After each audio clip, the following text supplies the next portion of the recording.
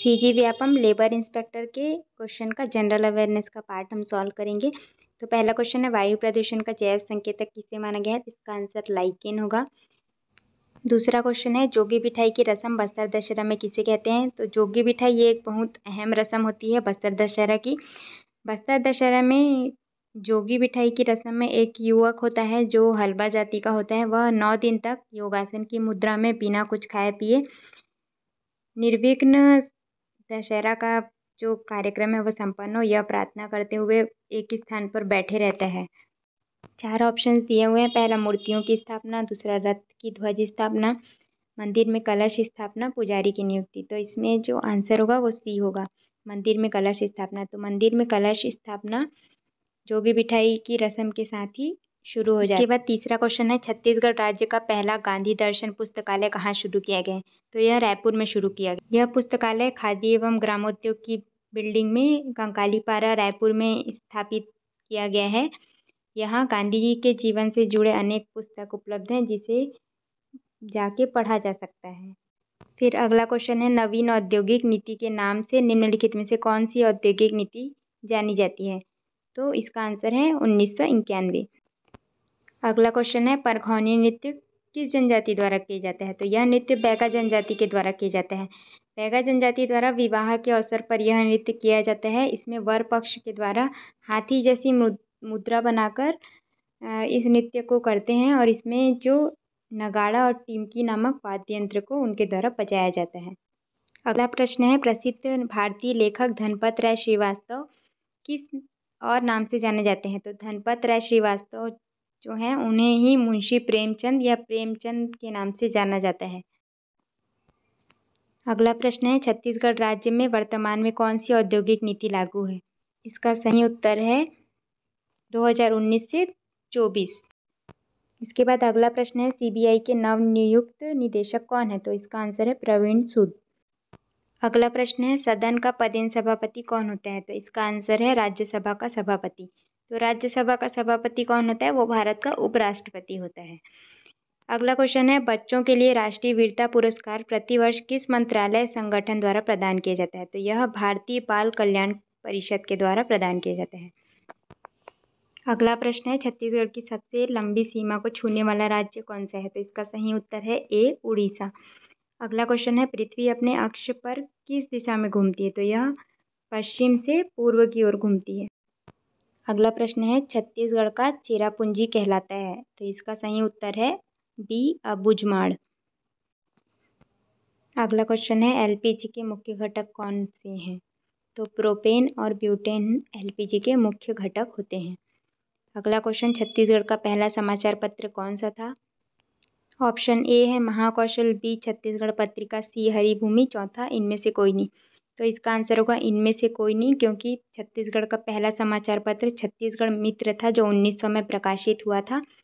इसे माधवराव सप्रे ने रामाराव के साथ मिलकर पेंड्रा रोड बिलासपुर से प्रकाशित करवाया था। अगला क्वेश्चन है, भारत के कौन से राज्य ने हाल में खुद को पूर्ण रूप से ई गवर्नेंस राज्य घोषित किया है? तो इसका सही उत्तर है केरल। केरल ने अपने आप को खुद को ई गवर्नेंस राज्य घोषित किया है। अगला क्वेश्चन है, छत्तीसगढ़ के किस जिले में जनवरी 2023 में मकर संक्रांति के अवसर पर तातापानी महोत्सव का आयोजन किया जाता है? तो यह बलरामपुर में किया जाता है।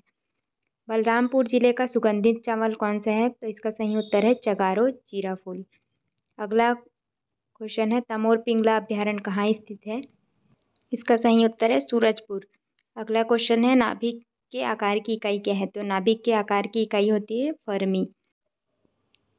अगला प्रश्न है, विश्व टेस्ट चैंपियनशिप 2023 में के फाइनल में भारत का मुकाबला किस देश के साथ हुआ था? तो इसका सही उत्तर है साउथ अफ्रीका। अगला प्रश्न है, प्रत्यक्ष कर क्या है? इसका सही उत्तर है डी, संपत्ति कर। अगला क्वेश्चन है, एल्यूमिनियम की किस मिश्र धातु का उपयोग चुंबक बनाने के लिए किया जाता है? तो इसका सही उत्तर है अल्निको। अगला क्वेश्चन, 1857 की क्रांति का श्री गणेश सबसे पहले कहाँ से हुआ था? तो 1857 की क्रांति का श्री गणेश मेरठ से हुआ था। इसके बाद अगला क्वेश्चन है, किसके शासनकाल को दक्षिण कौशल अथवा छत्तीसगढ़ के इतिहास का स्वर्णकाल कहा जाता है? तो महाशिवगुप्त बालार्जुन के शासनकाल को छत्तीसगढ़ के इतिहास में स्वर्णकाल के नाम से जाना जाता है। अगला प्रश्न है मुल्ला पेरियार बांध निम्न में से किस दो राज्यों के बीच लंबे समय से लंबित मुद्दा रहा है? तो यह दो दक्षिण भारतीय राज्य तमिलनाडु और केरल के बीच यह एक लंबित मुद्दा रहा है। यह बांध पेरियार नदी पर बना हुआ है।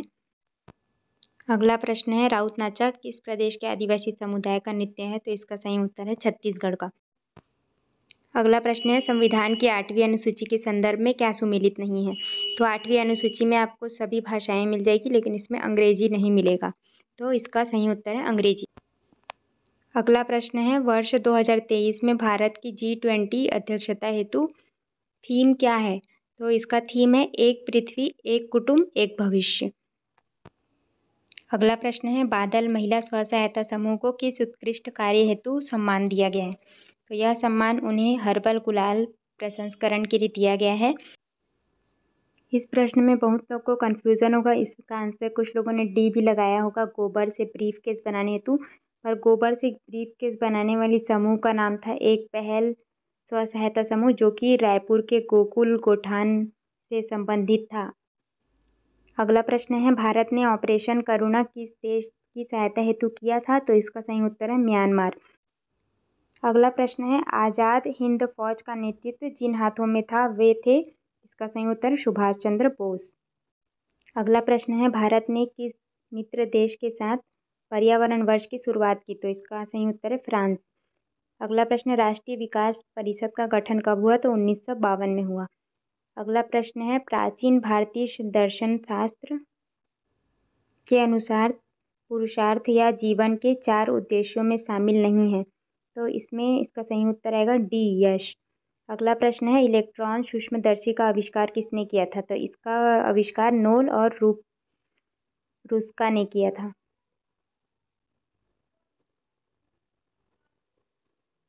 37 नंबर का प्रश्न है छत्तीसगढ़ राज्य के विधानसभा भवन का नाम क्या रखा गया है? तो इसका नाम मिनी माता रखा गया है। अगला क्वेश्चन तीसरा राष्ट्रीय युवा संसद महोत्सव 10 और 11 मार्च 2022 को कहाँ आयोजित किया गया था? तो यह नई दिल्ली में आयोजित किया गया था। अगला प्रश्न है छत्तीसगढ़ सरकार का हमर सुघ्घर लइका अभियान किस चीज़ से संबंधित है? तो यह कुपोषण से संबंधित है। अगला प्रश्न किस दिन छत्तीसगढ़ में छेरछेरा का पर्व मनाया जाता है? तो यह पौष मास की पूर्णिमा को मनाया जाता है। अगला प्रश्न है छत्तीसगढ़ की उदयीमान खिलाड़ी ज्ञानेश्वरी यादव ने 23 मई से 3 जून 2023 तक उत्तर प्रदेश के लखनऊ में आयोजित खेलो इंडिया अंतर विश्वविद्यालय खेलकूद प्रतियोगिता 2023 में स्वर्ण पदक जीता। वे किस खेल से संबंधित है? तो यह इसका सही उत्तर है भारोत्तोलन, वेट लिफ्टिंग। अगला क्वेश्चन है कबरा पहाड़ किस जिले में स्थित है? तो इसका सही उत्तर है रायगढ़ जिले में स्थित है। फिर अगला क्वेश्चन है छत्तीसगढ़ राज्य द्वारा महिला सुरक्षा के लिए लॉन्च किए गए ऐप का क्या नाम है? तो इस ऐप का नाम है अभिव्यक्ति ऐप। इस ऐप के द्वारा महिला कहीं से भी अपना शिकायत दर्ज करा सकती है, उसको थाना जाने की जरूरत नहीं और उसे त्वरित सहायता प्रदान की जाएगी। अगला प्रश्न है देश में पहली बार बने गोबर के ब्रीफकेस में विधानसभा में छत्तीसगढ़ का बजट लाया गया, उसमें संस्कृत में क्या लिखा था? तो उसमें संस्कृत में लिखा था ऑप्शन ए गोमय वस्ते लक्ष्मी। अगला प्रश्न है महिला दिवस पर राष्ट्रपति रामनाथ कोविंद से सम्मानित माँ बमलेश्वरी बैंक की शुरुआत करने वाली सामाजिक कार्यकर्ता का क्या नाम है? तो इसका नाम है मधुलिका रामटेके, ऑप्शन डी। अगला प्रश्न है निम्न में से किस प्रकार के तरंगों का उपयोग रात्रि दृष्टि उपकरण में किया जाता है? तो इंफ्रारेड का उपयोग किया जाता है। अगला प्रश्न है प्रथम भारतीय रचना जिसका अनुवाद यूरोपीय भाषाओं में हुआ है? इसका सही उत्तर है बी अभिज्ञान शाकुंतलम।